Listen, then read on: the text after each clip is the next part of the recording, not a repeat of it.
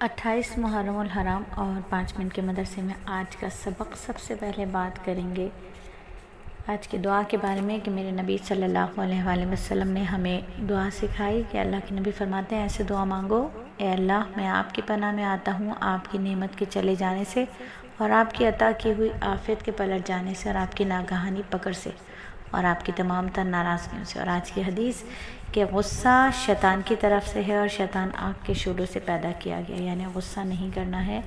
اور غصہ آئے تو بچپن سے سنتے چلے آئے ہیں اور طریقہ بھی بتا دیا نبی صلی اللہ علیہ وآلہ وسلم نے، جس پر عمل بہت کم کیا جاتا ہے۔ وہ طریقہ کیا ہے کہ جب غصہ آئے کھڑے ہو تو بیٹھ جاؤ، بیٹھے ہو تو لیٹ جاؤ، اور بیٹھے ہو تو وضو کر لو۔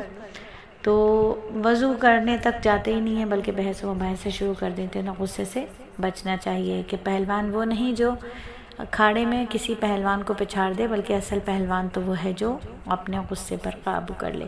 اور نماز کی سنتوں پر ہم بات کریں گے، جیسا کہ آپ کو پہلے بھی بتایا تھا کہ نماز میں سنتیں اور نماز کی سنتوں میں دونوں میں فرق ہے۔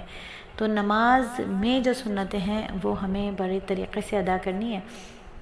دیکھیں موٹی موٹی سنتیں تو بتا دیتے ہیں ہم آپ کو، لیکن اندر کی جو سنتیں یعنی قیام کی کتنی سنتیں ہیں، پھر رکوع میں کتنی سنتیں ہیں، پھر قومہ میں کتنی سنتیں ہیں، پھر سجدے کی سنتیں کیا ہیں، پھر جلسے کی سنتیں کیا ہیں، وہ لیندی سبق ہے، جس کے لیے ہم آپ کو بارہا کہتے ہیں کہ اگر آپ نے اپنی نمازوں کو جاندار بنانا ہے تو ایک مرتبہ ضرور صلاتی کورس کیجئے کہ جس کی نماز جاندار اس کی زندگی شاندار۔ جاندار سے مراد یہ کہ وہ جس میں جان ہوتی ہے وہ چیز آپ کو پکڑ لیتی ہے۔ اگر آپ کی تلاوت قرآن میں جان ہوگی تو قرآن کی تلاوت میں آپ کو مزہ آئے گا اور قرآن چھوٹے گا نہیں۔ اگر نماز میں جان ہوگی تو نماز دل کے ساتھ پڑھی جائے گی، دماغ کے ساتھ پڑھی جائے گی، روح کے ساتھ پڑھی جائے گی، ورنہ کیا ہوگا؟ صرف اور صرف جسمانی کیفیت کا نام نماز ہو جائے گا اور کچھ بھی نہ ہوگا۔ تو نماز میں جو سنتیں ہیں وہ ہیں رکوع اور سجدے میں جو ہم تسبیح پڑھتے ہیں وہ 3 بار پڑھنا سنت ہے۔ رکوع میں سر اور پیٹھ کو ایک سین میں یعنی کہ جھکنا اور انگلیاں جو ہے اپنے حال پر کھلے رکھنا، یہ کیا ہے؟ سنت ہے۔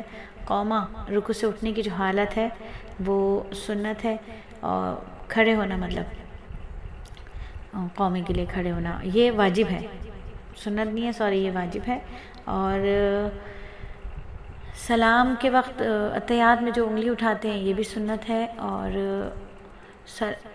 تشہد کے بعد جو ہم دعائیں پڑھتے ہیں وہ بھی سنت ہے۔ انشاءاللہ کل آپ کو مزید سنتیں بتائیں گے، اور نیکی کے جو فائدے ہمیں دنیا میں ملنا شروع ہو جاتے ہیں۔ تو نیک کام کرنے میں ہمیں جو ہم مال خرچ کرتے ہیں اس میں مال بڑھتا ہے، اس میں برکت آتی ہے، یہ فائدہ ہمیں ملنا شروع ہو جاتا ہے۔ اور آج کی تعلیم وہ ایسے بڑے بڑے گناہ جو ایک گناہ ہی ہمیں کافی ہے جنت سے جہنم کی طرف لے جانے کو۔ ہاں اللہ تعالیٰ کا فضل ہو جائے تو اللہ تعالیٰ سب معاف کر دے۔ تہمت لگانا یعنی جو عیب کسی میں ہے ہی نہیں وہ اس کی طرف منسوب کرنا۔ آج دیکھیے ٹک ٹاک پر، ویلاگنگز میں، یوٹیوب پر، سوشل میڈیا پر، ہر جگہ یہی تو کام چل رہا ہے۔ تو اللہ تعالیٰ ہمیں ان سوشل میڈیا اکاؤنٹ سے بچائے، اللہ رب العزت ہم پر اپنی عافیت کے دروازے کھول دے۔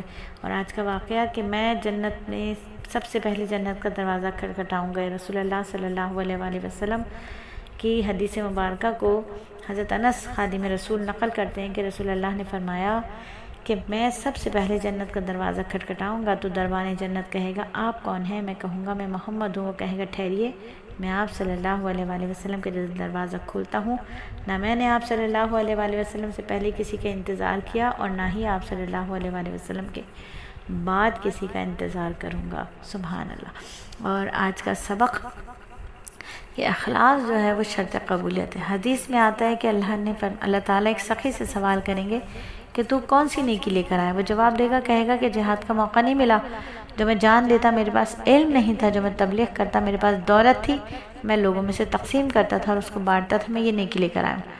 حدیث میں آتا ہے کہ اللہ تعالیٰ فرمائیں گے کذبت، تو نے جھوٹ بولا، تو نے یہ کام اس لیے کیا تیری سخاوت، تیری داد کے چرچے ہو جائیں، وہ چرچہ دنیا میں ہو گیا، شہرت دنیا میں تجھے حاصل ہو گئی، آخرت میں تیرے حصے کوئی حصہ نہیں ہے۔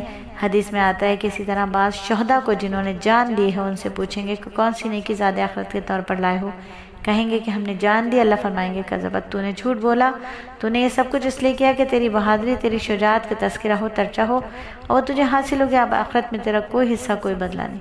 پھر تیسرا، وہ عالم ہوگا جس سے اللہ تعالیٰ پوچھیں گے تم زاد آخرت کے طور پر کون سی نیکی لائے ہو، تو وہ کہے گا کہ اللہ ہم نے درس دیا، واعظ کیا، نصیحتیں کی، لوگوں کو سبق دیا، میرے پاس پیسہ نہیں تھا، جہاد کا موقع نہیں ملا، یہی نیکی کر سکتے تھے، یہی کہ اللہ تعالیٰ فرمائیں گے تو نے جھوٹ بولا، تو نے یہ سب کچھ اس لیے کیا کہ تجھے لوگ صاحب علم، زبردست علم والا کہیں، اپنے علم کا چرچا، علم کی شہرت کی، یہ سب کچھ تو نے اس لیے کیا تھا، تیرا آخرت میں کوئی بدلہ، کوئی حصہ نہیں۔